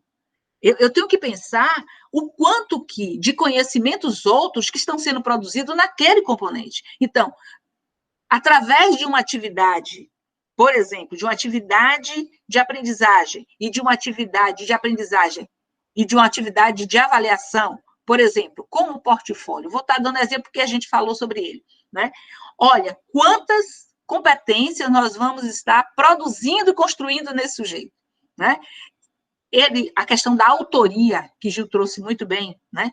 Quer dizer, a questão da autoria, o sujeito, né, se constituir ator, porque ele está realizando aquilo ali, é ele que está na ação, mas ele é o autor do que ele está fazendo, ele é o investigador daquilo que ele está aprendendo. Então, além disso, ele está ali também se constituindo, formando lideranças, né? Ele pode estar se constituindo num grande líder. Isso não está escrito, mas são conhecimentos importantes para o mundo, para a vida profissional, né? No momento em que você possibilita que esse estudante aprenda múltiplas... olha, nós fizemos um leque ali, né, Gil apresentou, um leque de possibilidades de instrumentos, se ele aprende a lidar com tudo isso, a interagir com as tecnologias do seu campo profissional, ora, tudo isso vai compor, não é, uma formação universitária, que está para além do conteúdo do meu componente curricular. Então, eu preciso pensar que existe, não é, uma rede de conhecimentos, certo? Que vão compor aquele currículo. Então, é nesse sentido que a gente pensa, certo? Que eu não posso estar simplesmente, né, limitado, voltado, achando que aquele conteúdo que eu pensei que meu aluno deve aprender, certo? Que é só aquilo. Mas tem também um outro aspecto, que aí volto, essa foi uma fala sua, mas um outro aspecto também que a gente também precisa compreender. Nós estamos lidando no mundo múltiplo, no mundo plural, onde nós temos estudantes, não é? Estudantes que trabalham o dia inteiro e estudam à noite. Então, eu não posso pensar que eu vou mobilizar aprendizagens e mobilizar a avaliação semelhante ao estudante que tem que estuda durante o dia, que tem um espaço maior de trabalho, entende? Se eu não posso pensar, por exemplo, que eu vou desenvolver, certo? Que eu não vou, não é que para cada estudante eu vou fazer um tipo de avaliação, ou para cada estudante eu vou ensinar de uma forma. Não é isso que eu estou dizendo. Estou dizendo que nós precisamos contemplar essas diferenças. E aí, eu não vejo nenhum problema de que professores se articulem, por exemplo, para tratar de questões de algumas limitações e deficiências pré-existentes. Entende? Eu acho que eu não vou... Essa ideia, né? Eu não posso, o meu conteúdo é esse, eu tenho que dar esse, eu tenho que ter esse tempo, eu tenho que... Então, ele tem que acompanhar. O que é que isso... Se eu não paro para rever, se eu não paro para analisar, né, essa avaliação diagnóstica contínua, se eu não faço isso, eu posso estar gerando um processo, vários processos, mas um é da repetição, do estudante estar repetindo o meu componente curricular por muitas vezes, isso gera angústia, estresse, desencanto, baixa estima, certo? Evasão. Então, uma série de estresse, competição, quer dizer, são os contextos e situações que nós também não podemos dissociar, né, desse fenômeno chamado avaliação, que eu concordo com o Gil, que é de grande importância nos processos de formação dos sujeitos. E aí, seja em qualquer espaço. Na universidade, já que nós estamos falando de avaliação da aprendizagem na universidade, nós estamos nos reportando a ela. Né? Não sei se respondida. Sim, gostei muito de ouvir vocês, né?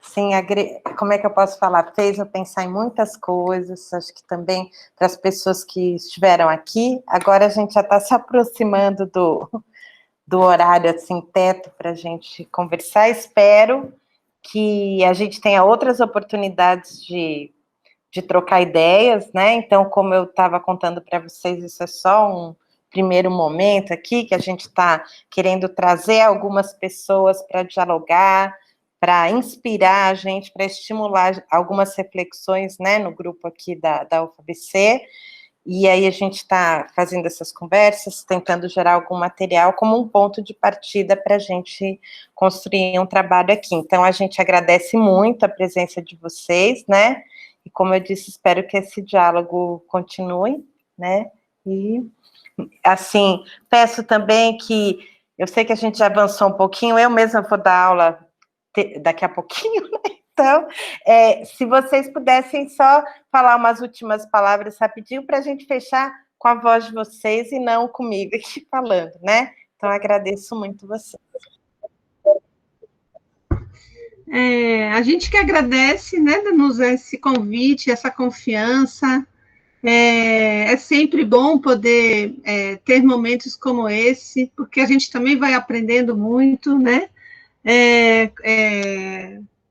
A gente que é professor sabe que quando a gente ensina, quem mais aprende muitas vezes somos nós mesmos, né? Então, quando a gente precisa falar sobre algo para alguém, isso também nos remete a várias reflexões, né? Eu mesma fiz várias aqui hoje, que fiquei doida para trocar figurinha aí com Denise, de coisas, né, que a gente está produzindo e está pensando.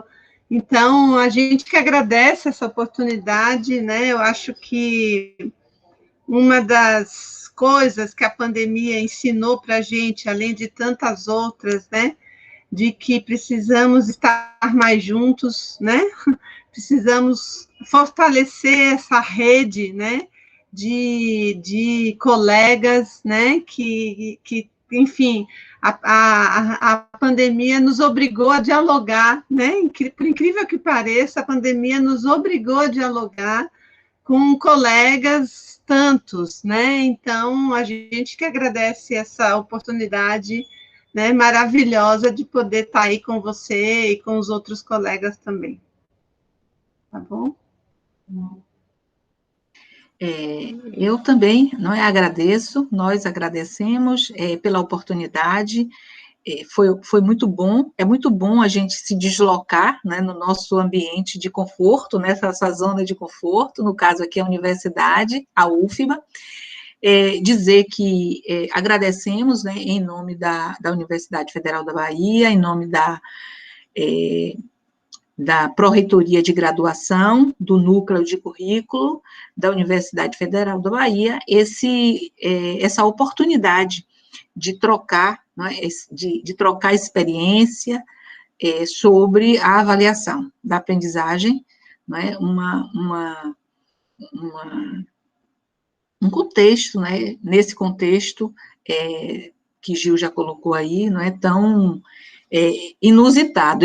Eu sempre estou usando esse termo, eu acho que esse momento que nós estamos vivendo é um momento inusitado. É um momento inusitado pela questão sanitária, é um momento inusitado pela questão política, pela questão econômica, certo? E é um momento inusitado pela questão pedagógica. Certamente nós levaríamos muito tempo, né, para fazer o que nós estamos fazendo hoje em tão pouco tempo. Então, tem sido um momento de muita experimentação daquilo, né, do que nós estamos vivendo e fazendo. Então, é sempre muito bom estar com os colegas, e nós estamos, assim, à disposição, quando vocês quiserem, né, estamos abertos sempre ao diálogo, ao encontro. O encontro, para a gente, é fundante, tá bom? Ele é sempre formativo e gerativo. Isso mesmo. Obrigada, então, Denise, Giovana. Então, vou encerrando aqui. Boa noite para todos. Vou interromper a gravação.